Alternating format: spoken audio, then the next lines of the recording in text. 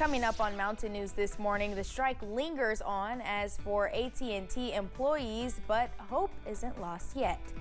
And some high school campuses are banning students from attending football games without parental guidance. Dedicated to Eastern and Southern Kentucky, this is WYMT Mountain News this morning. Good morning, I'm Madison Carmouche. We are coming up on 6:30 this Friday morning, and it's Friday. So let's send it over to meteorologist Tim Drawbridge for a look at your forecast. And Madison, I know you said you were the only one thinking you wanted the warm weather to come back in. I don't think it's just because, we like the cool break from the heat and humidity. It's because football is on the horizon. So I know we can have football with heat and humidity. 50 degrees, low clouds and fog outside right now, and the visibility lower in some spots as you make your way closer to the Tennessee line from Harlan County all the way through Middlesboro to Jacksboro. So please keep that in mind. Visibility has dropped as well your way up at Ashland, where the temperature right now is at 52, 55 at Wise, 55 at the London Corbin Airport. Just a few clouds dotting the sky as we've gone through the overnight period above us. Don't worry, high pressure in charge, and as things slowly and gradually come back into play regarding an increase of temperature and yes, an increase in humidity, that summertime feel to the air, it's back big time as we head through next week. So in the meantime, enjoy the break as it continues today, and we have more of a seasonable day. Average is 85. We're forecasting 84 here in Hazard. The bus stop forecast coming up in a few moments. Madison? Tim, thank you. In Lee County, Virginia, Daniel Vanover has been convicted of 11 charges of rape after a multi-day trial in Lee County Circuit Court. Here's what the Virginia Commonwealth's attorney H. Fuller Cridlin had to say about the conviction. Quote, "I want to thank the members of the jury for their careful attention throughout this trial and their commitment to upholding justice. Their service is vital to the integrity of our legal system, and we are grateful for their role in this process." End quote. Cridlin also added that due to the sensitive nature of the case, specific details will not be provided to protect the victims.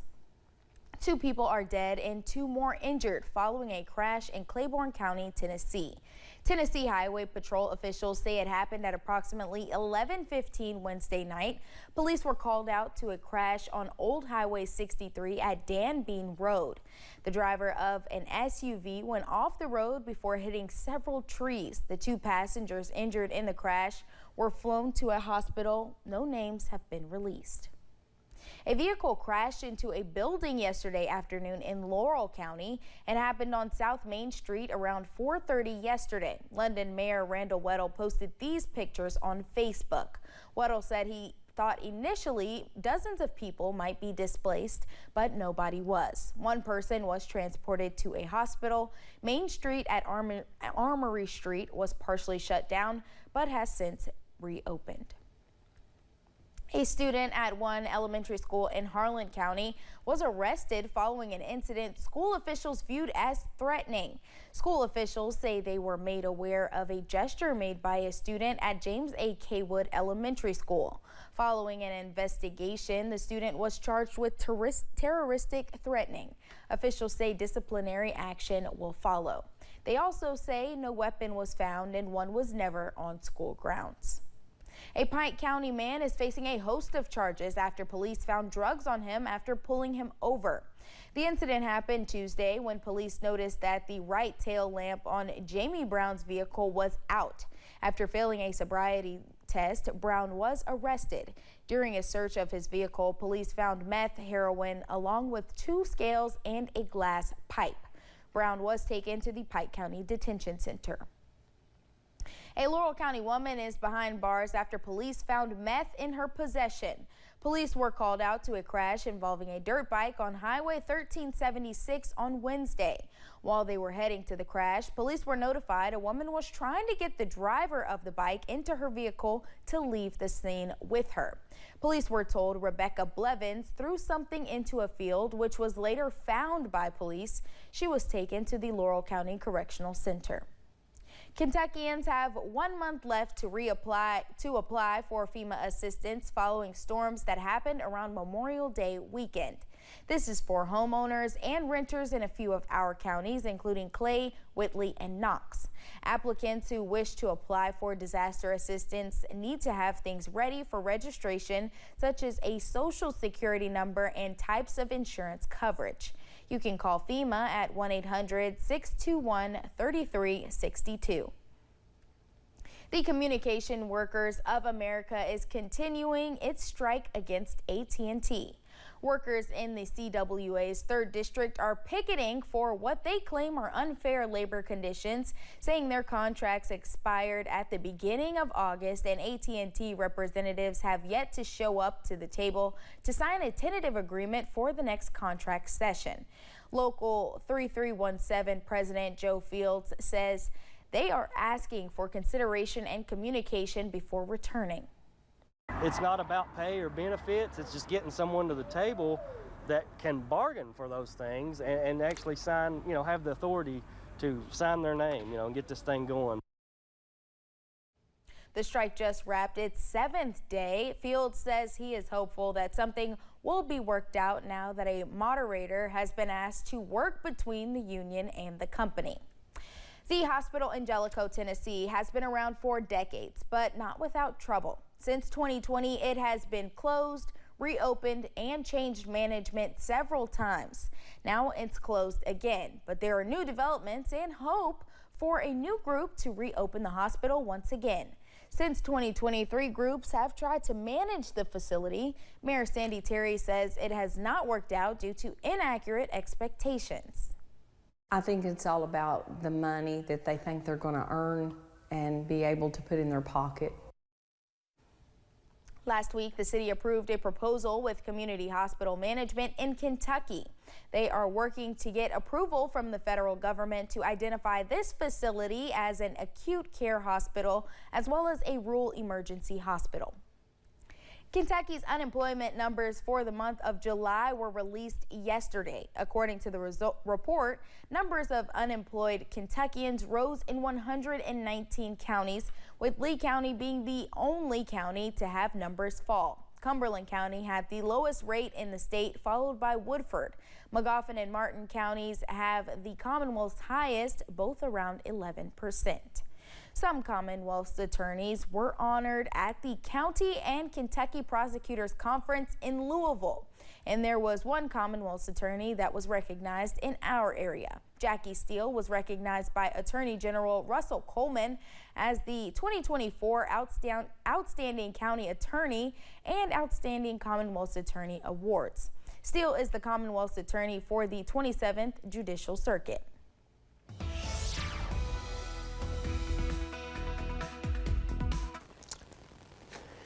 And a good start to your Friday, 6:36. Just a few clouds above us on the overnight period. The thing right now, and we know this fire drill this time of the year, low clouds and fog. So we got to just get to about 80-30, and we're all done with that.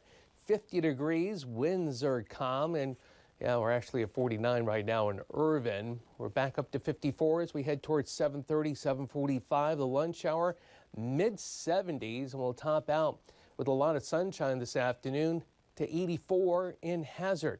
Summer is coming back. We'll time it out with the weekend forecasts in a couple of minutes. Madison? Tim, thank you. New numbers from the Kentucky High School Athletic Association, or KHSAA, are shining a light on disqualifications. The group keeps track of DQs for all sports during all seasons. Kristen Kennedy is combing over their most recent numbers. The KHSAA keeps track of disqualifications to try and pinpoint areas where they may see bad behavior. They've done it before. In years past, referees have complained that coaches and players are making their jobs harder to do. So they increased penalties, and they watched the numbers closely. The high school football season is underway. Players are racking up stats for tackles and touchdowns. Referees are reviewing plays and sometimes disqualifications.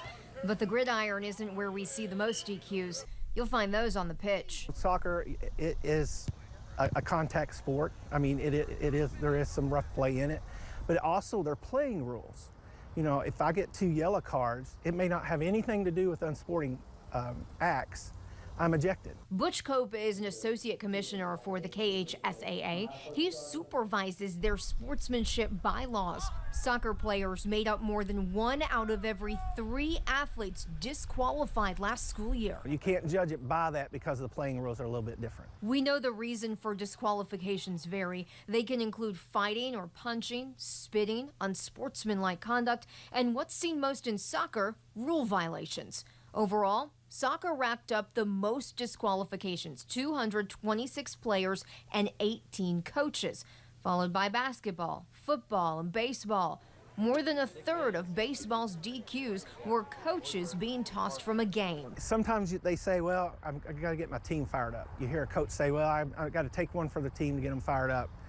I don't really buy into that as a motivating factor on that, but for some reason in that sport, that seems to be the norm. The KHSAA also breaks down numbers by school. Butler County in western Kentucky had the most, 27, followed by Seneca in Louisville, Breathitt County, and then Anderson County. This is a map showing the schools with the most disqualifications.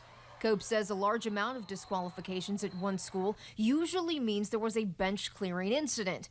In those cases, each player that leaves the bench is disqualified. We've seen the last couple of years more bench clearing instances, whether it's on the basketball court or the football sideline, on the baseball diamond. We pulled numbers for the last 6 years, but they're hard to compare. There were no sports in the spring of 2020. The seasons were greatly reduced the following fall and in the spring of 21. But Cope says now those numbers are back to pre-pandemic levels. In Lexington, Kristen Kennedy, WKYT. Kids will no longer be admitted to high school football games without a parent or adult at some Kentucky school campuses this fall. Anderson County High School in Central Kentucky is among the schools making that policy change. The athletic director says last year they had fights and other problems, mostly with middle school aged kids. Kids are only required to be with adults when they come through the gate. You know, if the kids want to, hang out and get some concessions or stand on the fence with their friends, that's fine. But we want to make sure that the parents are responsible for their children. The new student policy also states that if a child becomes disruptive at a game, the parent will be removed along with the child. Thank you for joining us. The time is now 6:41. Still to come on Mountain News this morning. The fight for the White House heads to the southern border as both sides take aim at each other over the current state of immigration.